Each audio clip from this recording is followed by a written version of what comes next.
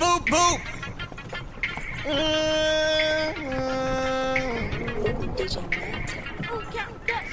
She always ride with the top down, even when it's cold outside.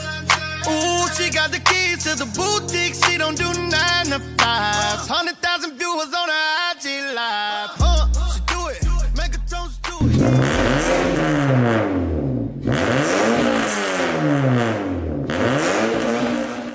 What's up mga homies? So, may panibago tayong project. Project natin ngayon is Honda Civic FC 1.8. So, kung mapapansin nyo dito, kinabitan natin siya ng diffuser para maganda yung fitment ng muffler tips natin. So, kinabitan natin siya ng HKS dual muffler tip. Yan. So, gusto nila boss, maingay. So, ito yung kinabit natin dito. Wala tayong kinabit na mufflers. So, dalawang muffler tip lang kinabit natin. Dito naman, ito yung pinaka-Y pipe. Tapos, 2 inches pipings. Tapos, kung mapapansin nyo dito, may resonator pa rin tayo nilagay. So, hindi tayo tatanggal niyan kasi pag tinanggal natin to, iingay lang sa sasakyan pero wala siyang hatak. Yan. Tapos dito, may flexible pipe tayo nilagay. Kinabitan natin siya ng flexible pipe since nagpalagay din si boss ng custom headers. Yan sasalo lahat ng vibrations para hindi masira yung mounting ng headers natin. Ngayon, tingnan naman natin yung kinabit natin na air intake system.